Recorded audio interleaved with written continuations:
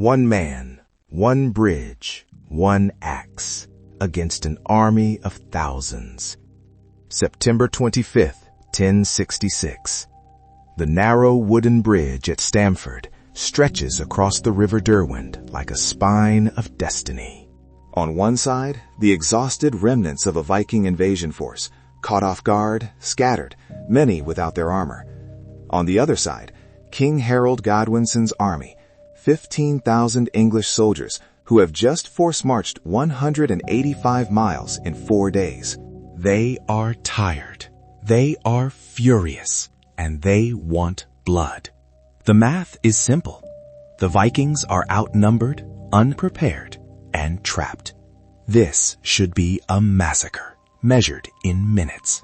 But there is a problem, a single problem. Standing in the middle of that bridge is a Viking warrior whose name history never recorded. What history did record is what he did next. For the next hour, this one man will hold an entire army at bay. He will kill somewhere between 40 and 50 English soldiers in single combat. He will become a legend that both sides, victors and vanquished, will tell for centuries. How does one man stop 1,000? How do flesh and iron defy the mathematics of war? Let me take you back 7 months, because this slaughter does not begin on a bridge in Yorkshire. It begins with a crown, a promise, and a king's death. January 5th, 1066. Edward the Confessor, King of England, dies without an heir. His death lights a fuse that will explode across Europe. 3 men claim the English throne. Harold Godwinson, the powerful Earl of Wessex, seizes it immediately. He is crowned the very next day. But across the North Sea, 2 other men believe that the crown belongs to them. William, Duke of Normandy, claims Edward promised him the throne years ago. He begins assembling an invasion fleet that will change the world. But there is another claimant, a man far more terrifying. Harald Hardrada, King of Norway. His name means hard ruler, and he has spent 50 years earning it. This is a man who fought as a teenage mercenary in the Byzantine Emperor's legendary Varangian Guard. He battled Arabs in Sicily, Bulgars in the Balkans, and pirates across the Mediterranean. He accumulated such wealth that he returned to Norway and simply bought half the kingdom. Then he conquered the rest. Hardrada is the last great Viking king. He stands nearly 7 feet tall, in an age where most men barely reached 5.5.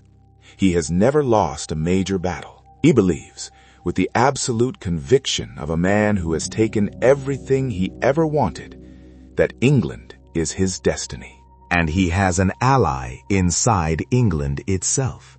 Tostig Godwinson, Harold's own brother, has been exiled from England after a rebellion against his rule as Earl of Northumbria.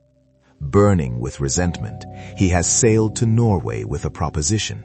Help me take revenge on my brother, and I will help you take his kingdom. Hardrada agrees. The alliance is sealed. In September 1066, a fleet of 300 Viking longships carrying 9,000 warriors appears off the English coast. The last great Viking invasion of England has begun. The initial campaign is devastating. Hardrada and Tostig land in the north, burn Scarborough, and march inland. At Fulford Gate, just outside York, they meet an English army led by the northern earls Edwin and Morcar. The battle is a catastrophe for the English. Their army is shattered. York itself surrenders. Hardrada is triumphant. He has done what Vikings have been doing for 3 centuries, arrived, conquered, and brought England's north to its knees. He demands hostages from the surrounding territories and arranges to collect them at a place called Stamford Bridge, 7 miles from York. It is here that Hardrada makes the mistake that will destroy everything. He is so confident of victory, so certain that the English are broken, that he allows his army to relax.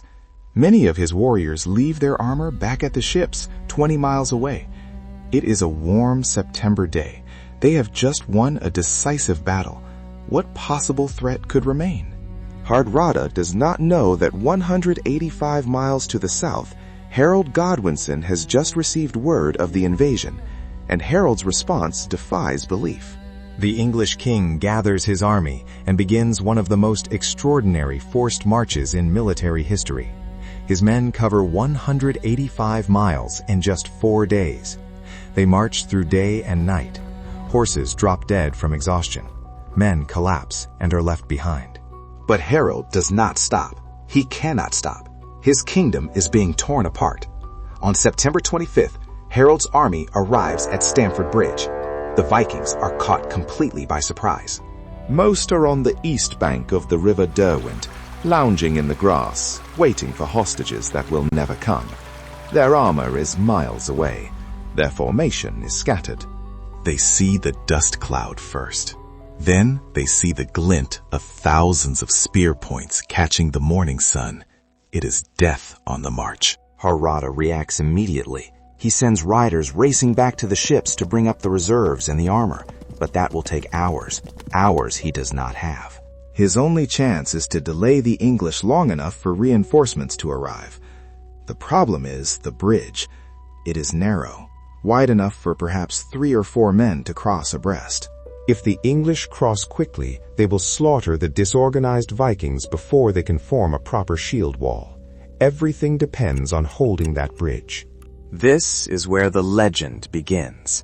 A single Viking warrior, massive, armed with a great axe, positions himself at the center of the bridge. The Anglo-Saxon Chronicle records what happens next with the clinical admiration that warriors have for other warriors, even their enemies. He holds the bridge. The first English soldiers rush forward. They expect to simply push past this lone obstacle. They are wrong. The Viking's axe rises and falls. The first man dies before he understands what is happening. The second follows him into the river. The third. The fourth. The narrow bridge works in the Vikings' favor. The English cannot bring their numbers to bear. They can only come at him 2 or 3 at a time. And 2 or 3 at a time he kills them. The fighting develops a rhythm, a terrible grinding rhythm. English soldiers advance. The axe swings. Bodies fall. Blood makes the wooden planks slippery. Men stumble over their own dead. And still the Viking stands. Think about what this means. This is not a rested warrior in full armor. This is a man who has been campaigning for weeks, who may not even have his mail shirt. He is fighting in a permanent defensive stance, swinging a heavy weapon over and over again. Every muscle in his body must be screaming. His arms must feel like they are filled with lead. But he does not stop. The English try everything. They send their best warriors. They try to rush him in groups. They attempt to distract him while others attack. Nothing works. The bridge is too narrow. His skill is too great. His will is too strong. Picture the scene from the English side. 15,000 men, the finest army in England, stopped by one man on a wooden bridge. Harold Godwinson watches from horseback, increasingly furious. His scouts have told him that the Vikings on the far bank are using this time to gather weapons, form shield walls, and prepare a proper defense. Every minute that passes is a minute his advantage evaporates. His earls urge him to find another crossing, but there is no other crossing nearby. The Derwent is swollen with autumn rains. To go around would take hours, hours the Vikings would use to fully prepare. There is only the bridge, and on the bridge stands death. The minutes stretch into an hour. 40 men fall, perhaps 50. The exact count varies by source, but the scale is consistent. This one warrior is killing men at a rate that turns a military engagement into something closer to an execution. The bridge itself becomes a charnel house. Bodies pile at the Vikings' feet. The wood is slick with blood. English soldiers slip and stumble as they approach, giving the giant precious extra seconds to ready each stroke. The smell of opened bowels and fresh death fills the September air. Some of the English soldiers begin to hesitate.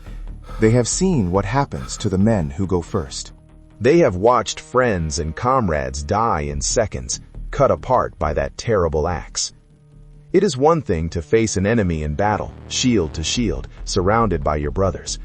It is another thing entirely to walk forward, alone and exposed, towards certain death. But they keep coming. They have no choice. Harold commands it. Their honor demands it. And so they walk on to that bloody bridge, one after another, and one after another, they die. The Viking's axe is a Dane axe, a fearsome weapon with a blade nearly a foot wide and a shaft 5 feet long.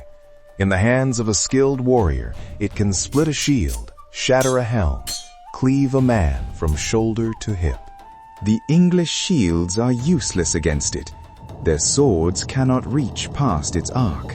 They would need spears, long spears, and they would need room to use them. They have neither. And still the Viking fights. His arms must burn with exhaustion. His lungs must scream for air. But he has found that place beyond pain, beyond thought, where a warrior becomes pure function. Swing, kill, reset. Swing, kill, reset. An endless, terrible rhythm.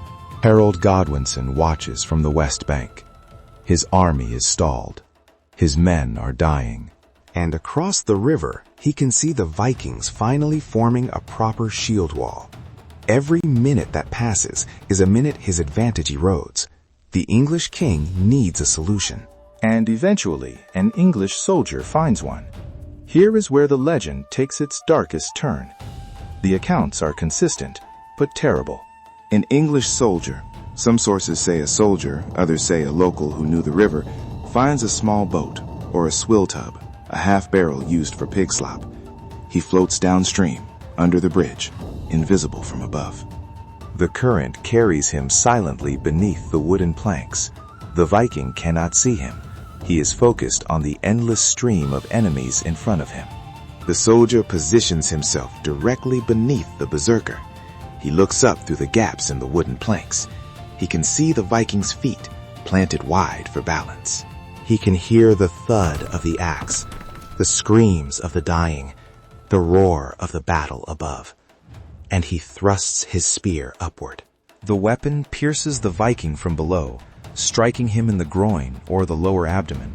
It is a wound that no armor could have prevented, delivered from an angle that no warrior could have anticipated. It is, in a sense, a coward's blow, a strike from hiding, from below, without warning. But war has no rules about cowardice. War has only victory and defeat. The giant staggers. The axe that has been death on a wooden handle finally wavers. His legs buckle. The English do not wait. They surge forward. The first soldier to reach him takes an axe blow that kills him. The second does too. But the Viking is weakened now, his movement slower, his strength failing. They swarm him. Blades find gaps in his mail. Spears pierce his flesh. He falls to his knees. The Viking falls. The bridge is open. What follows is inevitable. The English pour across the Derwent like water through a broken dam. The Vikings, still forming their lines, are caught before they are ready. The battle becomes a slaughter. Harada himself dies in the chaos. According to tradition, an English arrow strikes him in the throat. The last great Viking king, the man who never lost a major battle, falls in a Yorkshire field with his boots full of blood. Tostig dies beside him, fighting to the end, his dream of revenge dying with his breath. The Viking reserve force arrives too late. They are exhausted from running 20 miles in armor. They fight bravely, but they are fighting a battle that is already lost. The English are already among them before they can form proper lines. It is not a battle. It is a reckoning.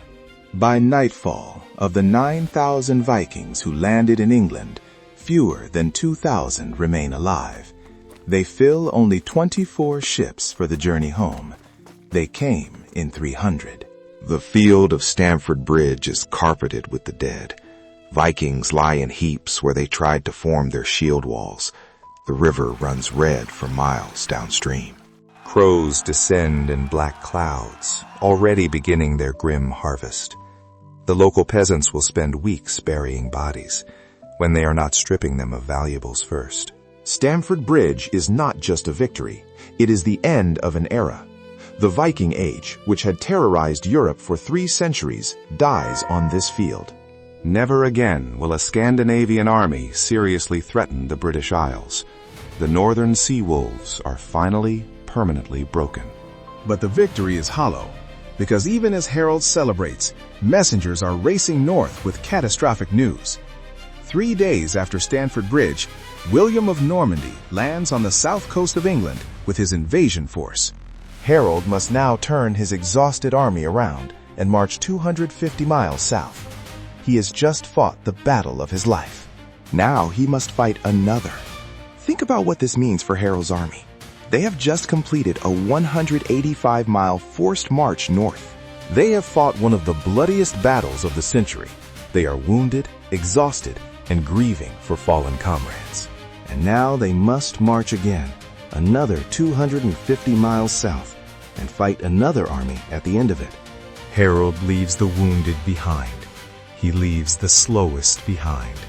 He takes only those who can keep pace with a killing march, and he drives them south as fast as human bodies can move. For 19 days they march. 19 days of sleeping in fields, eating what they can scavenge, nursing wounds that never heal properly. On October 14th, 1066, at a place called Hastings, Harold Godwinson will face the Normans. His men are tired. Many of his best warriors are dead or wounded from Stamford Bridge. The housecarls who should anchor his shield wall are half their former number. The furred levies are inexperienced. The battle is close. For hours, the English shield wall holds.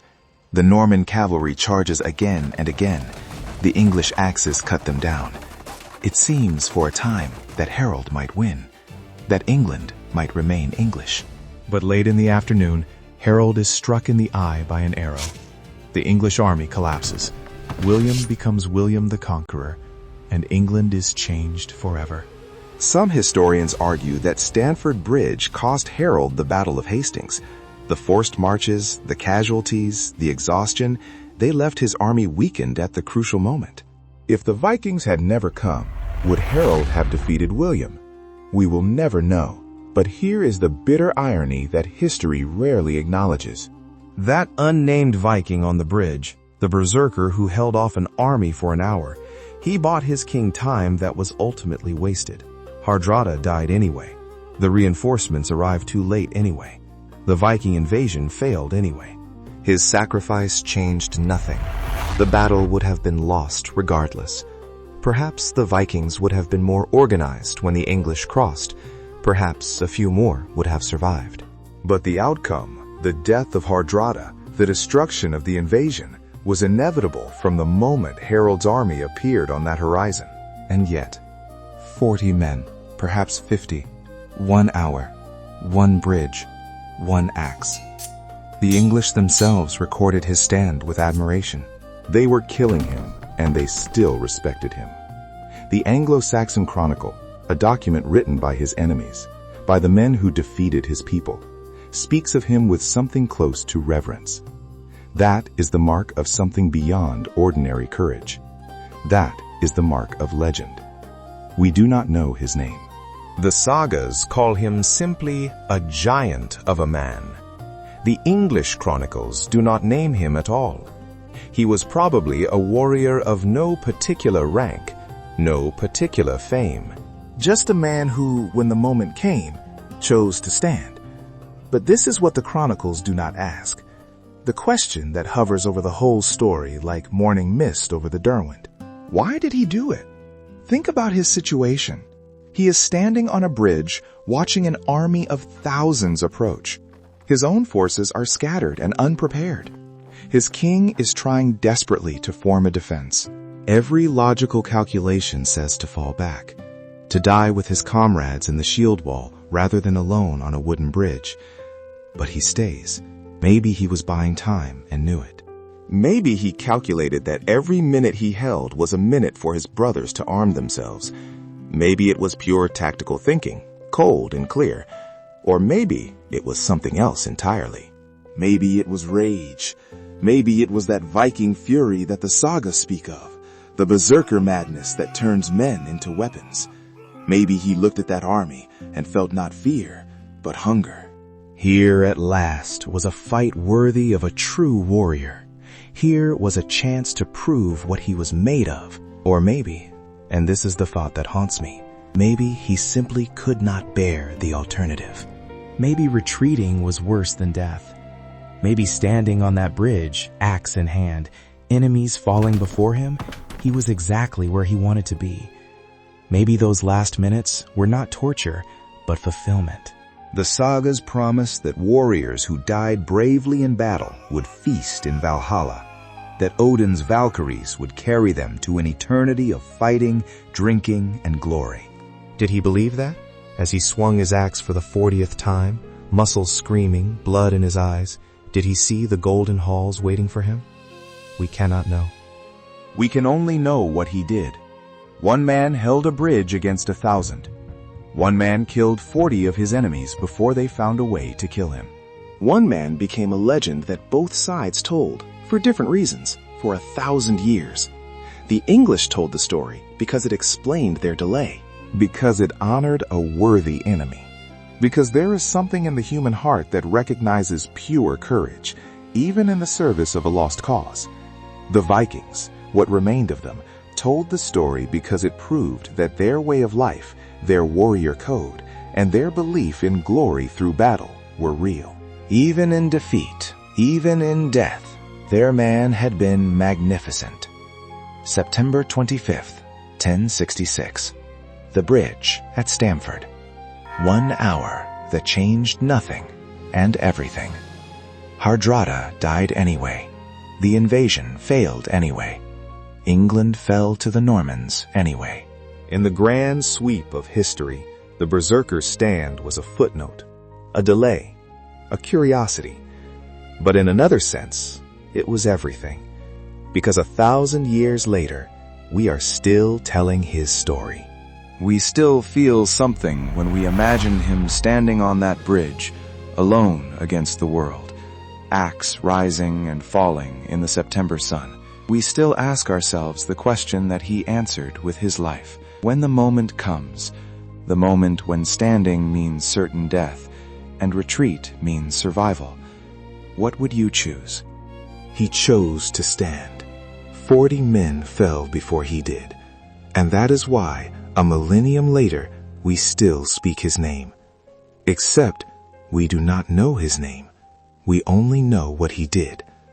And perhaps, in the end, that is enough.